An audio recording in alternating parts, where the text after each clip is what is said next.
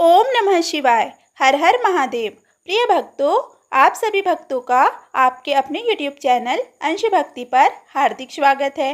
प्रिय भक्तों, आज सावन मास की अमावस्या तिथि है, जिसे हरियाली अमावस्या या श्रावणी अमावस्या के नाम से जाना जाता है। श्रावण मास भोलेनाथ को अत्यधिक प्रिय होता है, इसीलिए इस दिन अमावस्या का महत्व और भी अधिक बढ़ जाता है। अनेकों भक्त भोलेनाथ की कृपा प्राप्त करने और पितरों की शांति हेतु अमावस्या के दिन व्रत रखते हैं और उनकी व्रत कथा सुनते हैं, तभी उन्हें व्रत का पूर्ण फल प्राप्त होता है।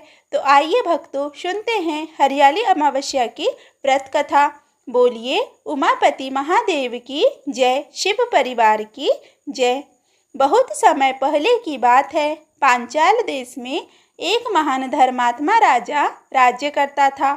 उस राजा का नाम था राजा जयदत्त। वह राजा प्रकृति प्रेमी, शिव भक्त और प्रजावत्सल था।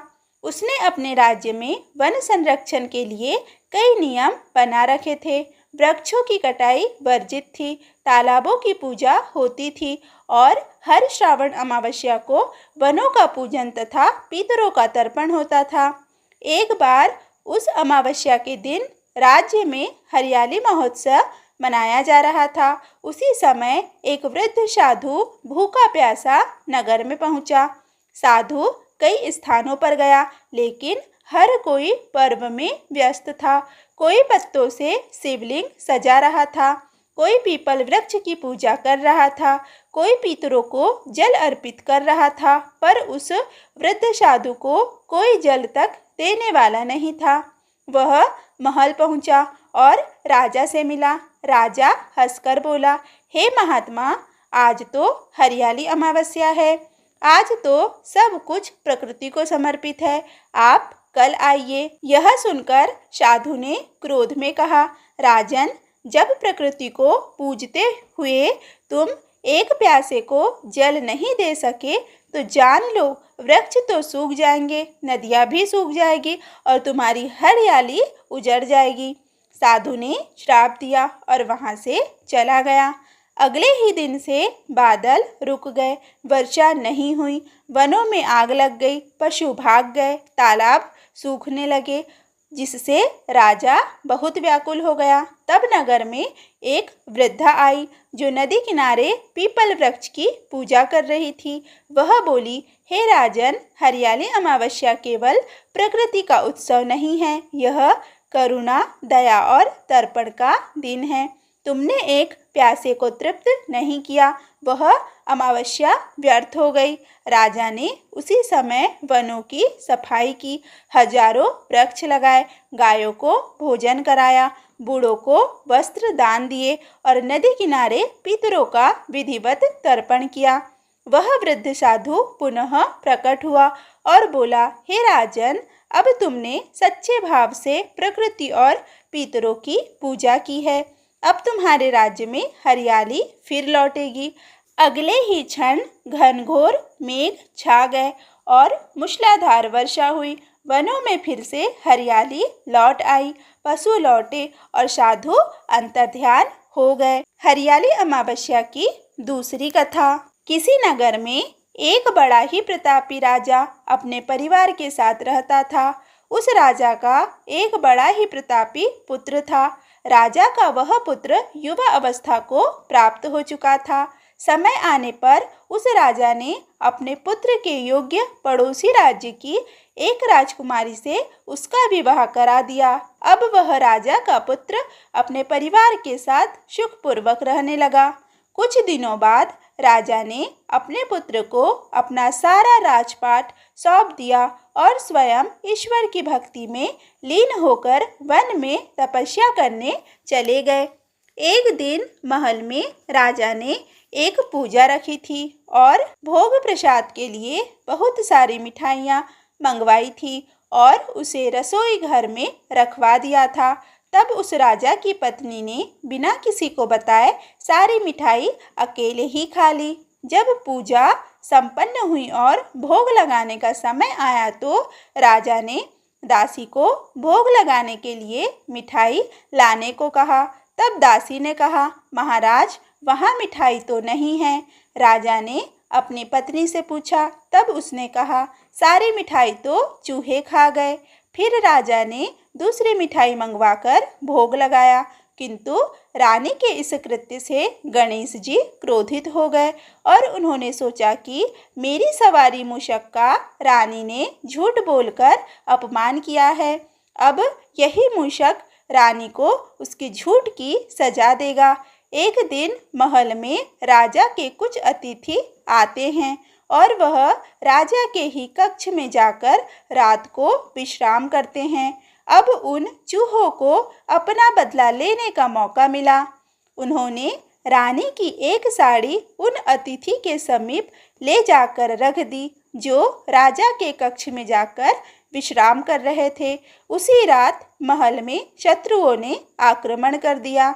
तब राजा अपनी तलवार लेने अपने कक्ष में आया तो उसने वहां रानी की साड़ी को देखा।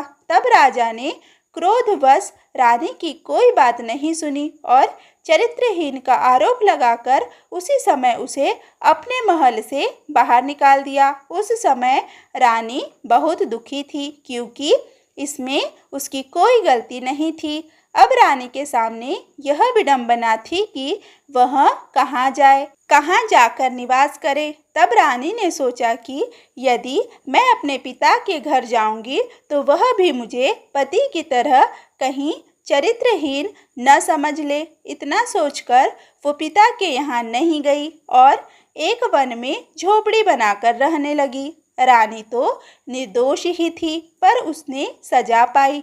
उसने वन में एक पीपल के वृक्ष के नीचे अपनी झोपड़ी बनाई थी। वह हर दिन उस पीपल के वृक्ष के नीचे दिया जलाती थी और वह पास ही में वन में ज्वार उगाती थी, जिसका भोग वह पीपल देवता को लगाती थी और जंगल के पशु पक्षियों को अन्न खाने के लिए देती थी। एक दिन पीपल देवता को उस पर दया आई और उन्होंने एक तपस्वी मुनि का वेश धारण करके और उसी जंगल में तपस्या करने आए। वहां उन्होंने रानी को देखा, जो उन्हें बहुत ही दुखी प्रतीत हुई। मुनि ने रानी से पूछा। तब रानी ने अपना सारा वृत्तांत उन्हें बताया। तब मुनि ने अपने तपोबल से ध्यानमग्न होकर देखा।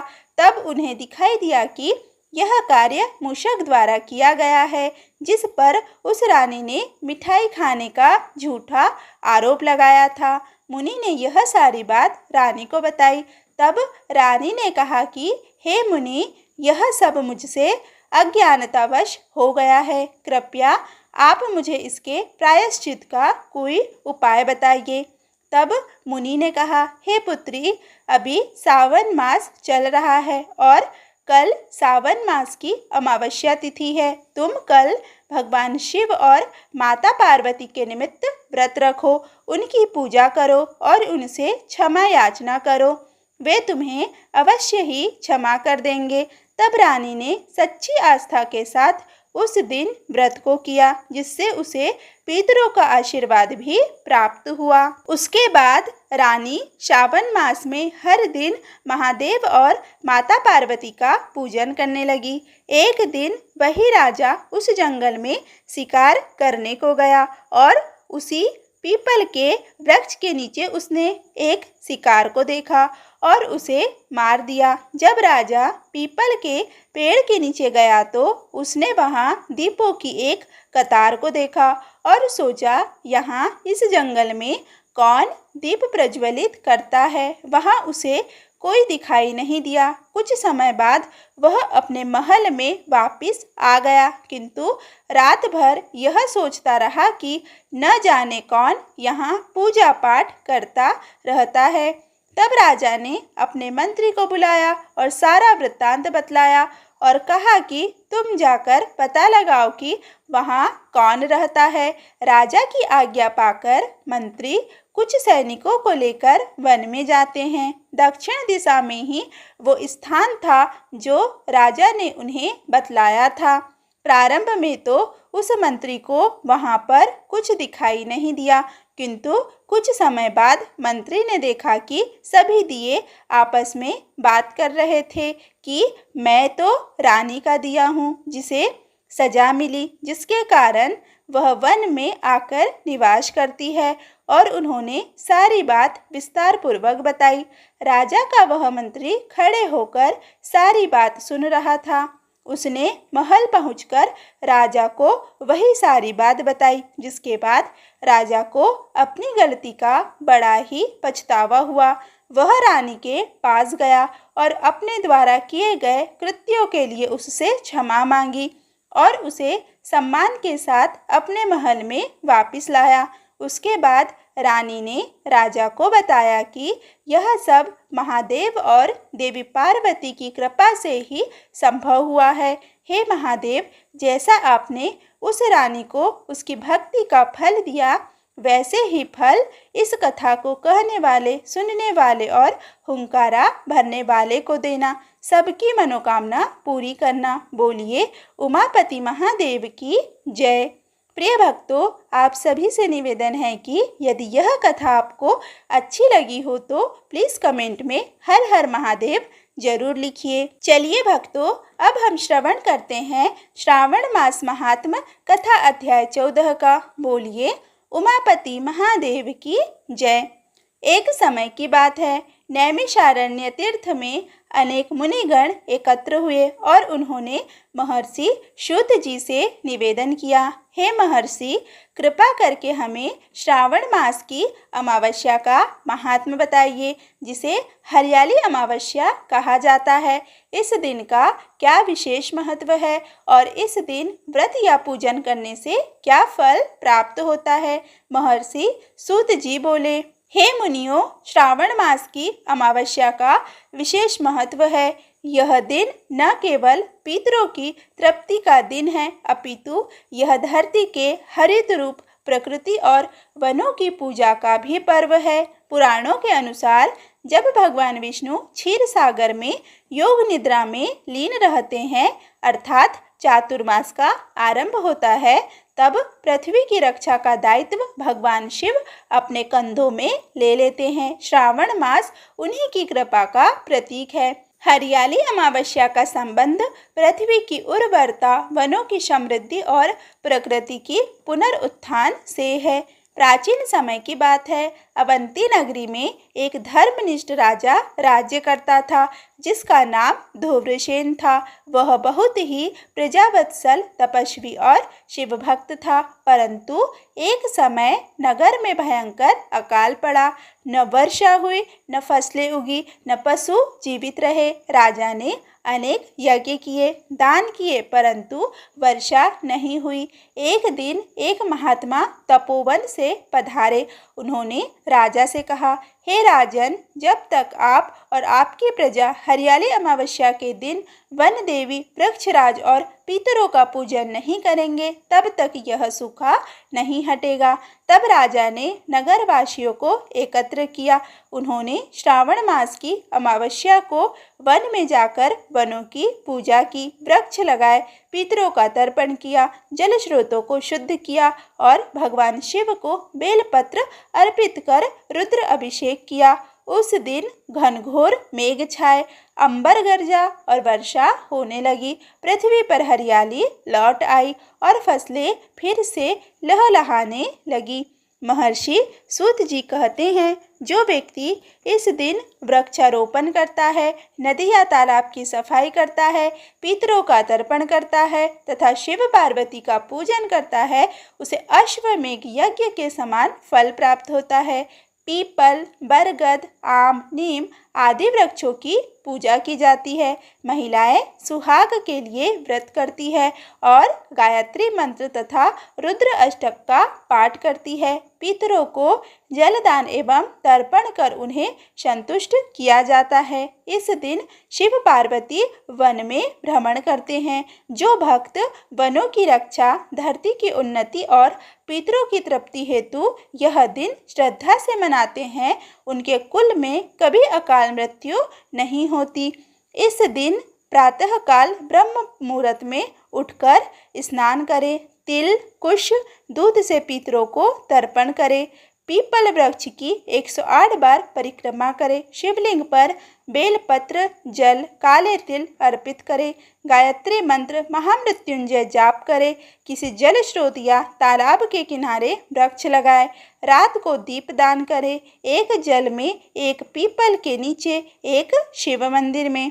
हरियाली अमावस्या केवल प्रकृति की पूजा नहीं, यह जीवन में नवचेतना, उर्वरता, शांति और पूर्वजों की कृपा को जागृत करने का पर्व है। इस दिन भगवान शिव को अर्पित किया गया एक बेलपत्र 1000 अश्वमेघ यज्ञों के बराबर फल देता है। महर्षि सूत जी अंत में कहते हैं, जो व्यक्ति इस अमावस्या को हरियाली अमावस्या के रूप में पूजता है, वह 7 कुलों तक पवित्रता फैलाता है। उसे प्रकृति, पितर और परमेश्वर तीनों की कृपा प्राप्त होती है। बोलिए उमापति महादेव की जय। प्रिय भक्तों, यदि आज का यह वीडियो आपको अच्छा लगा हो तो प्लीज़ वीडियो को लाइक करें, वीडियो को ज़्यादा से ज़्यादा शेयर करें तथा चैनल पर पहली बार आए हैं तो चैनल को सब्सक्राइब करना बिल्कुल भी ना भूलें। धन्यवाद।